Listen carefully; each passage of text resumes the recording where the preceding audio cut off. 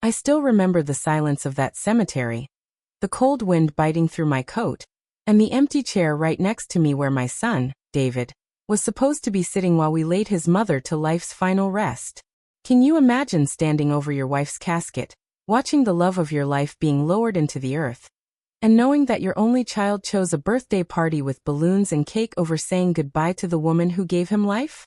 I stood there alone, broken and humiliated, answering questions from relatives about where he was, while he was across the country clinking glasses and celebrating his wife's 32nd birthday. Was I wrong for feeling like my son died to me that day? Or would you have felt the same soul-crushing betrayal? I want you to really think about that as I tell you what happened next, because the story doesn't end at the gravesite.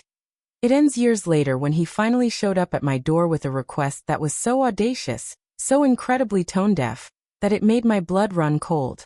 To understand how we got to that cemetery, you have to understand the family we used to be. My late wife, Martha, and I spent 35 years building a life that centered entirely around David.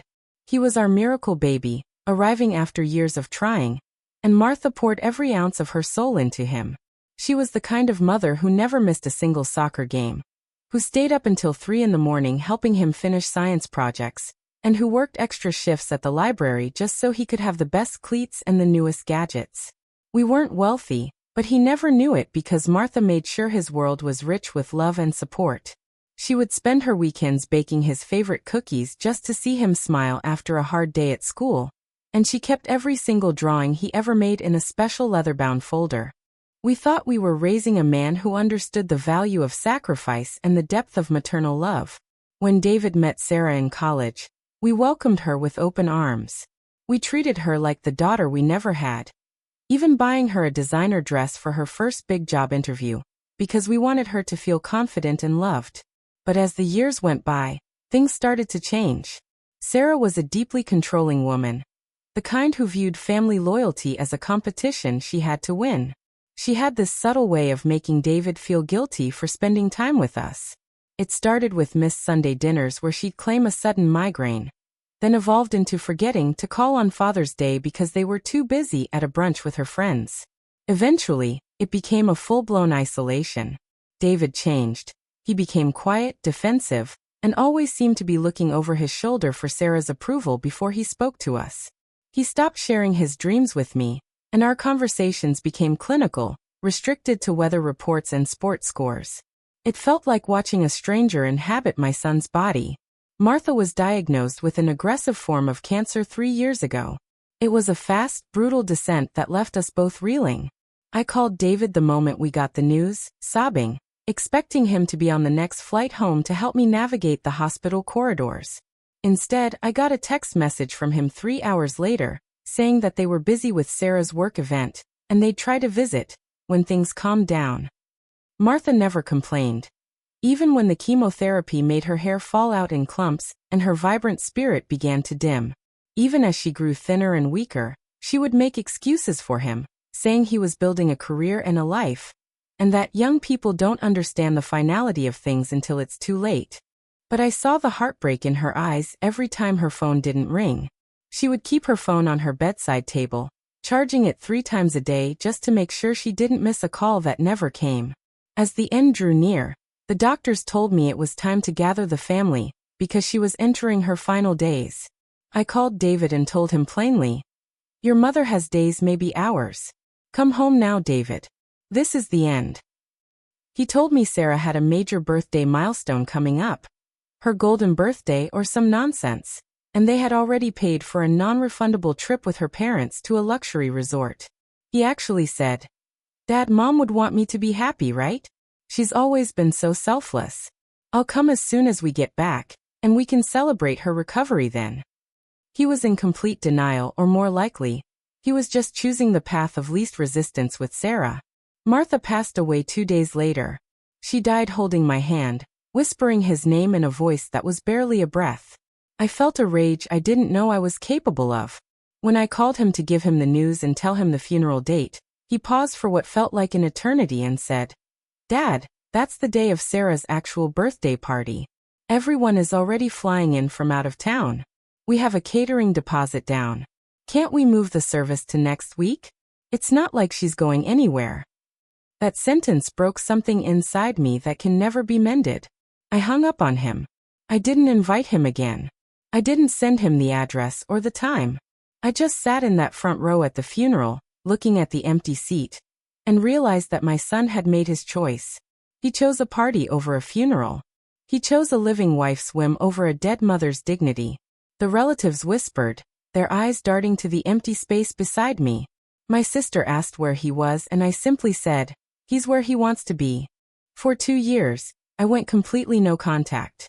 I changed my number, moved into a smaller apartment on the other side of the city, and sold our family home. The house where David's height was still marked in pencil on the kitchen doorframe.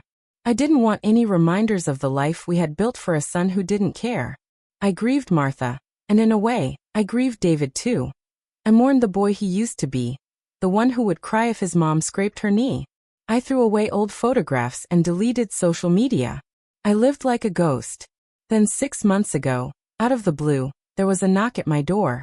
I opened it to find David standing there. He looked older, tired, and deeply uncomfortable.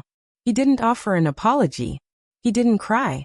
Instead, he walked in, looked around my modest living room with a hint of disdain, and started talking about family and how life is too short to hold grudges. He talked about how Sarah had been stressed and how they had both gone through a lot lately. And then he dropped the bombshell. He and Sarah were in deep financial trouble after a failed business venture. Some high-end boutique Sarah insisted on opening, and they were about to lose their house. He knew Martha had a life insurance policy and that I had sold the house for a significant profit. He sat there in my home, sipping the water I had given him out of habit, and asked me for $200,000 to save his family's future. He actually had the nerve to say that Martha would have wanted him to have a roof over his head. So that is the situation I was in.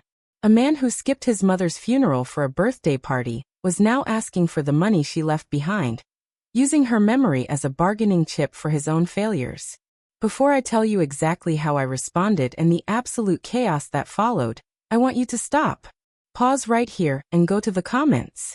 Tell me honestly, if your child abandoned you in your darkest hour but then came back begging for help, would you give them the money? Would you forgive the unforgivable for the sake of blood? Or would you slam the door? I really want to know what you would have done in my shoes, because what happened next changed everything. I looked at David across that coffee table, and I felt nothing but a cold, hard clarity. I didn't feel anger anymore. I felt a profound sense of justice. I asked him, "Do you remember what you were doing on the afternoon of October 14th 2 years ago?" He looked down at his shoes, fidgeting with his expensive watch, and mumbled something about it being a long time ago and that we should focus on the future. I told him, I remember every second of it.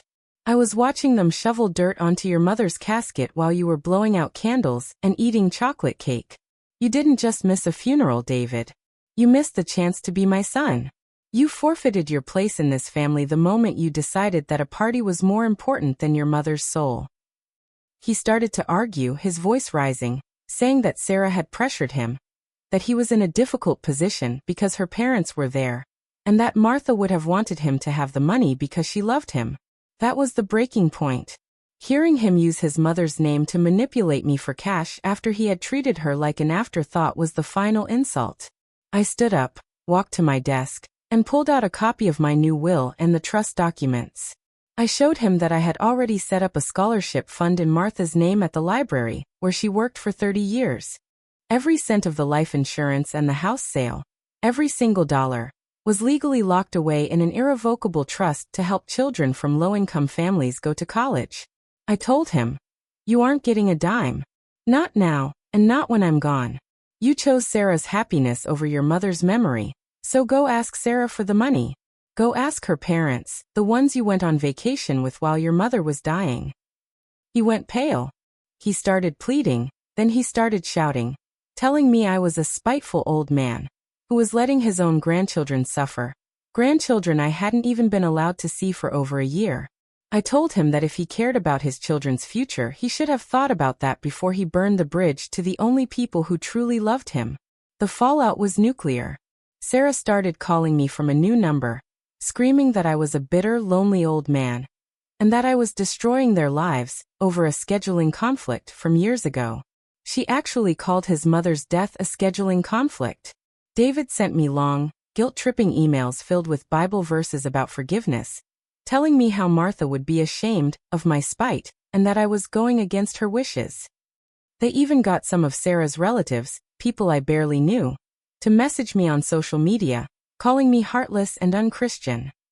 I received letters from their lawyer threatening to contest the trust, but there were no grounds.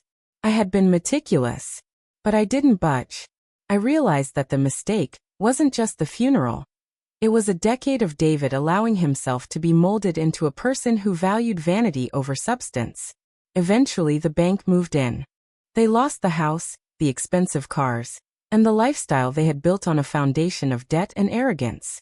They had to move into a small, cramped rental in a part of town Sarah despised. And from what I hear through a mutual friend, the stress has put a massive strain on their marriage. Sarah blames David for not being able to handle me, and David finally seems to be realizing that the woman he sacrificed everything for is only there as long as the bank account is full.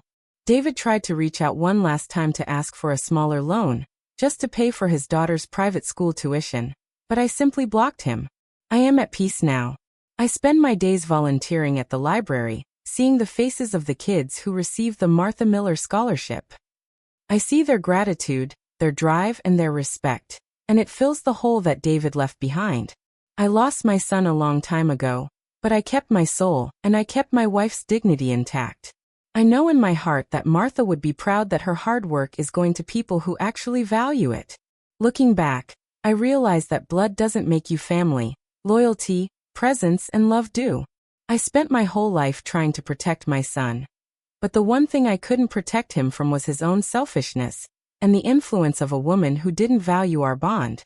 If there is a moral to this story, it's that you cannot expect a harvest from a field you refuse to water. You can't abandon people when they need you most, treat their passing like an inconvenience, and then expect them to be your safety net when your own world starts to crumble. Life has a funny way of coming full circle, and the cake he chose to eat 2 years ago must taste very bitter now.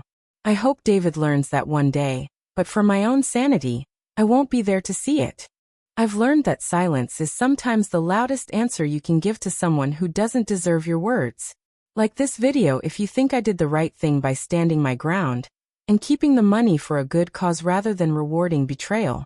Subscribe to the channel for more stories about real-life consequences, family drama, and the tough choices we have to make to protect our peace. And please share your final thoughts on this whole mess in the comments section. Did I go too far by letting them lose their house? Or did he get exactly what he deserved for his choices? I'll be reading your responses. I'll see you all in the next story.